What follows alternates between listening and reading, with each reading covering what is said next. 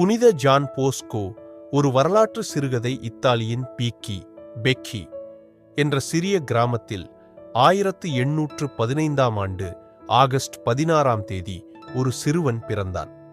அவன் பெயர் Jovani Melchior Bosco. பின்னர் அனைவரும் புனித ஜான் போஸ்கோ என்று அறியப்பட்டார். ஜோவானி மிக எளிமையான குடும்பத்தில் வளர்ந்தான்.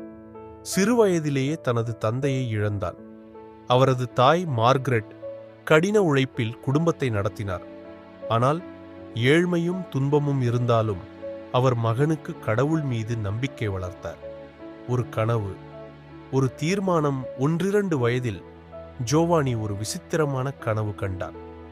கனவில் அவன் பல குட்டி குழந்தைகள் அடித்து சண்டையிட்டுக் கொண்டிருந்தனர். அதை பார்த்து அவன் கத்தினான். ஆனால் ஒரு ஒளிவட்டமான மனிதர் தோன்றி சொன்னார், ஜோவானி, அன்பாலும் பொறுமையாலும் நீ இவர்கள் மனதை மாற்றலாம். உன் நண்பராக நான் இருப்பேன். அந்த கனவு அவரது வாழ்க்கையை மாற்றியது. அவர் இறைச்சேவையை தேர்வு செய்தார். சிறுவர்களின் நம்பிக்கையானவர் பெரியவாகிய போஸ்கோ ஆசாரியராக தேர்வு செய்யப்பட்ட பிறகு தெருவில் தவித்த ஏழை சிறுவர்களின் நிலையை கண்டு வருந்தினார்.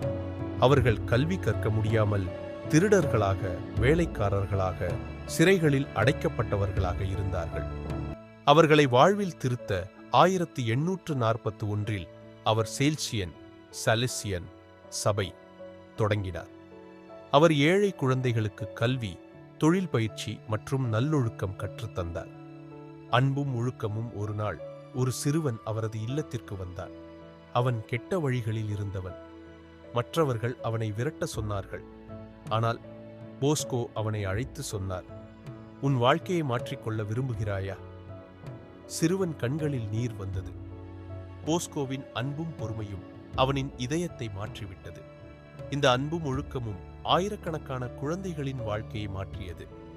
நெஞ்சிலென்றும் வாழும் ஒரு புனிதர் 1888ஆம் ஆண்டு ஜனவரி 31 அன்று புனித ஜான் போஸ்கோ இறந்தார். ஆனால் அவர் தொடங்கிய சலீசியன் சபை, அவரின் கல்வி முறையும் இன்றும் உலகம் முழுவதும் பல இலட்சம் குழந்தைகளின் வாழ்வை மாற்றிக்கொண்டிருக்கிறது.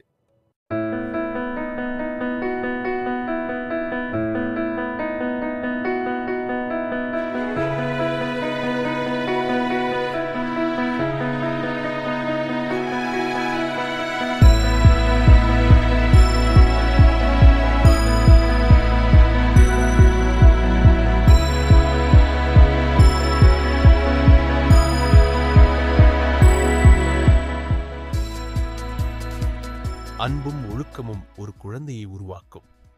அதுதான் உன்னதமான கல்வி. புனித ஜான் போஸ்கோ.